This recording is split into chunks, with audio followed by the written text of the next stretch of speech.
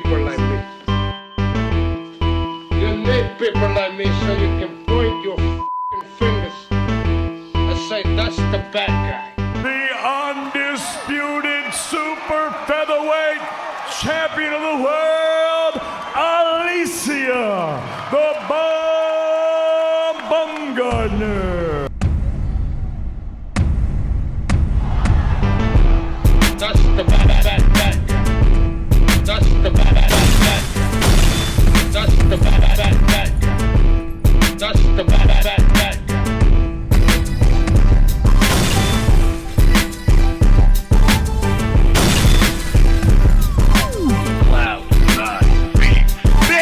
Welcome to the motherfucking relay. We're covering today's top boxing news.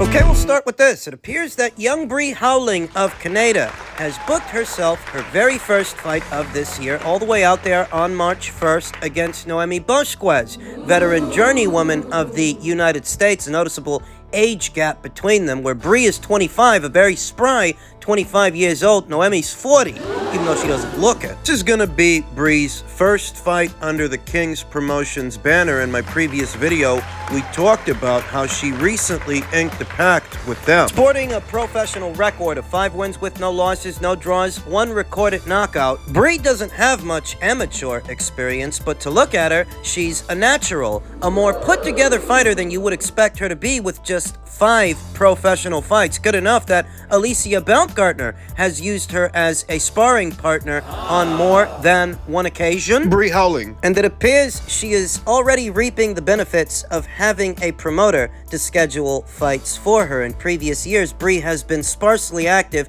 but she's set to return to action against Noemi Bosquez, who sports a professional record of 12 wins with 19 losses, 3 draws, 2 knockouts, having been knocked out 6 times. Could be 7 after this fight. Bree's mean.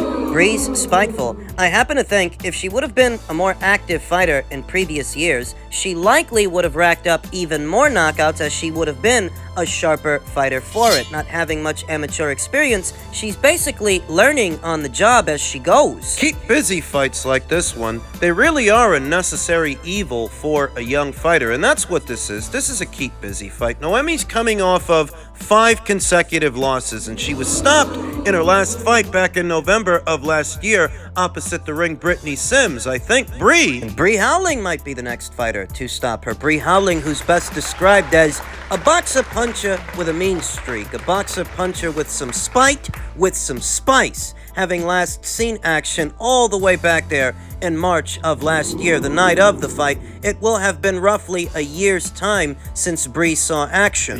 She debuted in 2019 and has fought 5 times since then. As you can imagine, she could stand to be a lot more busy and a lot more active, but when you don't have a major promotional outfit making fights for you and pushing you and promoting you, there are limitations. Now that she's got King's Promotions behind her, King's Promotions, that's the same promotional outfit that used to promote Alicia Baumgartner on her way up, and now that Bree has them in her corner, the goal is to get herself on a regular schedule of fights. They don't even have to be high-profile fights. The goal now is to make up for lost time. just fight. And I've seen Bree Howling in action a number of times. I reiterate, she's a fighter that looks a lot more put together than what you see on paper. With just 5 professional fights, she's more put together than, say, a Mary Romero, former EBU champion, or Maria Secchi, Serene Satine of Turkey. These are more experienced fighters than Bree Howling, at least on paper, but they don't have as high a ceiling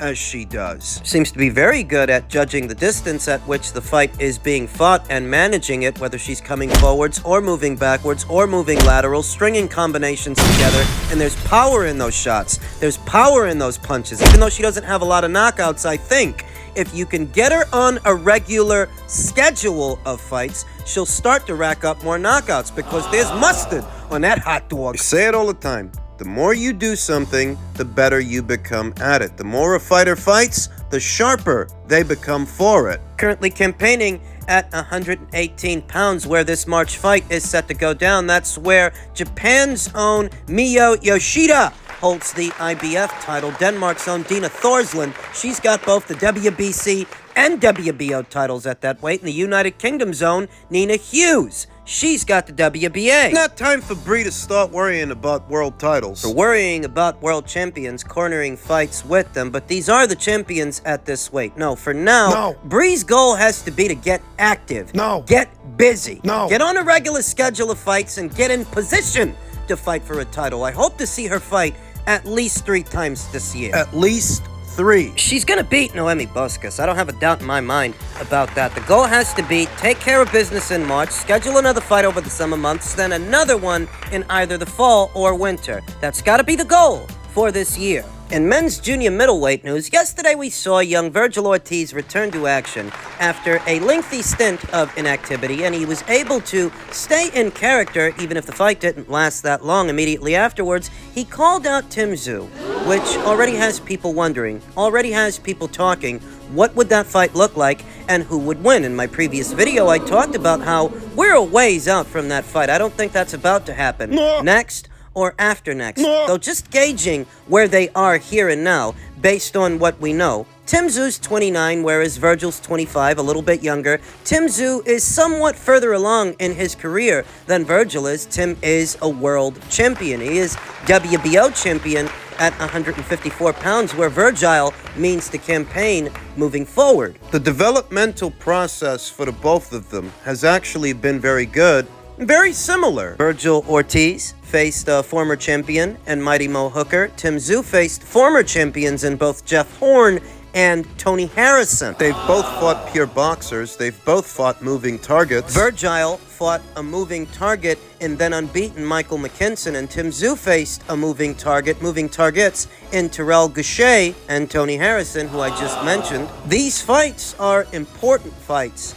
to a fighter's development. You need to know that they can keep up with and keep on a moving target, and both Tszyu and Vergil Ortiz have shown the ability to keep the pressure on a moving target, a pure boxer. Some guys, you put them in there with a moving target, and they don't look good. Some guys look bad, whereas these two, they were able to stay in character. So they've both fought former champions, they've both fought moving targets, and they've both fought strong punchers. Vergil Ortiz, down there at 147, he fought Egidigus Kavaliauskas, who unofficially knocked down Terrence Crawford. Unofficially, he knocked down Vergil too. Better still, Vergil's been in there with a strong puncher, and so has Tszyu. In his last fight, he took on Brian Mendoza, who knocked out a then unbeaten Sebastian Fundora. Both fighters, both Tim and Vergil, have hit the deck. They have been put down. Tim got put down in the Gaucher fight, and Vergil got put down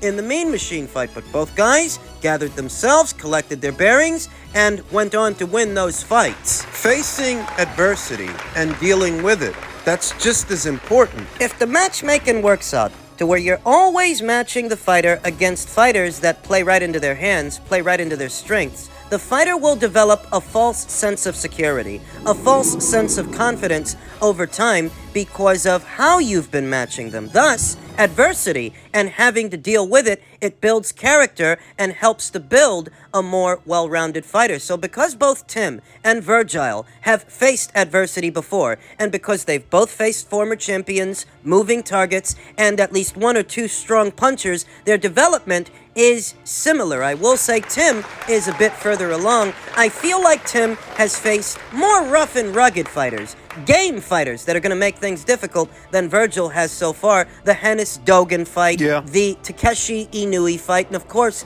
Brian Mendoza, who I just mentioned, a very stubborn customer. Tim is a little further along than Vergil. He's a little older, fought 1 or 2 more rough and rugged customers. He's a bit further along than Vergil. Tim and Vergil are both pressure fighters. They're both mid-range to inside fighters and very, very strong punchers. Vergil only has 1 eyebrow, whereas Tim, he's got 2. What? Because not all pressure fighters are created equal. There are slight differences in between how Vergil applies pressure and how Tim applies pressure. They're both going to jab their way into striking distance, but I like Vergil's combinations and shot selection a little bit more than I like Tim's. What I think Tim has over Vergil is a tad bit more experience and timing. They're both pressure fighters. They both are. but I feel like Tim is a wee bit more methodical than Vergil, whereas Vergil, once he lets his hands go, he's a Gatling. Vergil, in his own way, he explodes. He lets go of salvos, just waves of punches, waves upon waves of punches. Whereas Tim, at least compared to Vergil, he does a little bit more punch picking, a little bit more sharp shooting. I feel like Tim's best punches are his straight punches from the outside coming in, his long range punches as he closes the distance, whereas Vergil's best punches are his hooks, his bent arm punches mid-range to inside. They're very similar fighters in their way. They're very similar as far as pressure fighters go. No telling who's the more durable fighter. We've seen what they can give, but what can they take? I think for Vergil, Tszyu would have to be the biggest puncher that Tszyu's ever fought, but I'm not sure that the same is true in reverse because Vergil's just now getting around to campaigning as a junior middle. There are questions that need answers, intangibles. Who's the bigger puncher? Tszyu or Vergil Ortiz? Who's the more durable fighter? Tszyu or Vergil Ortiz? And these are the kind of questions you don't get the answers until both guys are in the ring. And like I said, I don't think we're on the eve of this fight. I don't think this is going to be Vergil's next fight or the fight after next. The question that this fight would answer is who's better with that base style? Who's the better pressure fighter? Tszyu or Vergil Ortiz? Or could one of these fighters break character? Do they have that in their repertoire to be more than just a pressure guy? Can they adjust to the other fighter to where they don't just sell out mid-range to inside, letting punches go, and they can win a boxing match? Can one of these guys prove they're not just a pressure guy? I'm a fan of the both of these fighters, so I don't have a horse in a race. I don't have a preference. I feel like Vergil has some catching up to do. Tszyu fought 3 times last year. Vergil needs to fight 3 times this one, 4 if he can, especially since his last fight lasted only 1 round. It's an intriguing fight, but we're not on the eve of it, and it's a really tough call. It's a tough fight to edge. Even if that fight isn't next, we've got a lot to look forward to. As young Vergil stated ahead of this weekend's fight, I want to fight at least 3 times this year. I want my name in people's mouths again, campaigning at junior middle instead of welter. It used to be about a potential Ortiz versus Boots fight, Jared Boots Ennis, but now the focus has shifted. A hungry young knockout artist, none of his first 18 opponents went the distance with Vergil. The then 23-year-old Ortiz's fan-friendly style made him a rising star, someone seemingly on track to fight one of the welterweight division's established standouts and eventually elite 147-pound talent Jared Boots Ennis, a rare case of rhabdomyolysis, a damaging muscle condition, and then a combination of severe dehydration and heat exhaustion had caused Ortiz to postpone and/or cancel more fights since then. 3 then Ortiz has completed as scheduled. The Grand Prairie, Texas native has boxed only once since he knocked out the Lithuanian contender Egidijus Gabaliauskas in the 8th round of their August bout in 2021 at the Ford Center in Estar and Frisco, Texas. Now, Boots, he's still down there at 147, and he's IBF champion. And Vergil, he's making his way to 154 after an entirely wasted 2023 in which Ortiz's shot at WBA World Welterweight Champion, secondary champion, Montestanionis was postponed 3 times and ultimately canceled. A healthy Ortiz is motivated to regain the momentum he had in early 2022. Ortiz will end a 17-month layoff this weekend, which he already did, as he made his debut in the junior middleweight division, really the middleweight division as it was fought at 156. This is a more accommodating weight for Vergil than 147 was because Vergil, as young as he is, his body's still growing, and he was actually very big for 147. He'll fit right in at 154. I think he will. And as far as opponent options go, believe it or not, I think 154 has more to offer Vergil Ortiz than 147 did or does at this time. I definitely want to fight at least 3 times this year. I want to shoot for 4. I want to get my momentum back, you know? I had a lot of momentum, and a lot of that momentum was when I was fighting 3 and 4 times a year. I want to be active. I want my name to be in people's mouths again. I just want to do my job. I've been training. It's like you're training for something and you don't get to do your job, and you're just training for nothing. As stated, Believe it or not, I think 154 has a lot, and I mean a lot more to offer Vergil in terms of opponent options than 147 did or does. The winner of the upcoming Madrimov versus Kurbanov fight, the winner of the upcoming Fundora versus Bohachuk fight, of course, there is Tszyu, who we talked about in my previous segment, and even if he doesn't fight Tim next or after next, what he can do is share some common opponents with him as they try and build that fight between them. Maybe you get Vergil Ortiz versus Dennis Hogan or Takeshi Inoue, Brian Mendoza. I'm okay with any one of those fights. When you consider the current state at welterweight and the current state at junior middleweight, believe it or not, there are a lot more intriguing fights for Vergil Ortiz, mouth-watering fights at 154 than he would have at 147 if he were still there, but he isn't, and that's the silver lining, that in 2024, junior middle is a deeper division in welter. In tandem with Vergil's expressed desire to perhaps fight 3 or 4 times this year in order to make up for lost time, there's a lot to choose from at junior middleweight. And the added benefit of being more active and being busier, well, it's not just building your marquee value, that's the obvious benefit,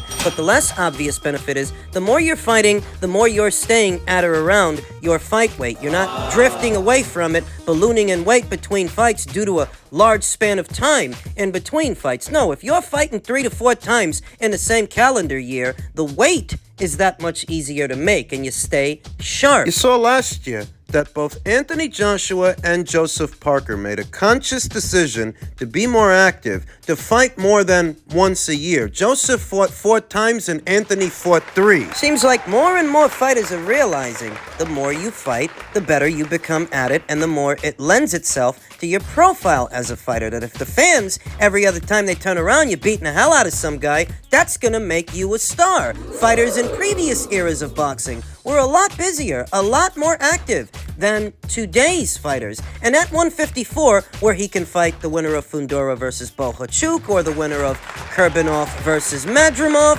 perhaps the winner of Murtazaliev versus Kolkay. Did you guys forget? Jermel Charlo just vacated another title, and he's not coming back. Whatever other titles he holds, he's going to vacate those too. The reset button has been hit at 154, and now is a very good time for an unbeaten up-and-comer to campaign there. There are going to be world title opportunities that open up. And everybody might be focused on a Tszyu fight right now due to the call-out, but 154 actually has a lot more to offer than just Tszyu. That is just one fight. And I'm all for it. That's an action fight. That has all the makings of an instant classic, but it needs building. So in the in-between time, he can fight those guys alongside a couple of common opponents with Tszyu to help build it. So when the time comes, it's a high-profile fight. I think 154, if he plays his cards right, can be even kinder to young Vergil Ortiz than 147 was.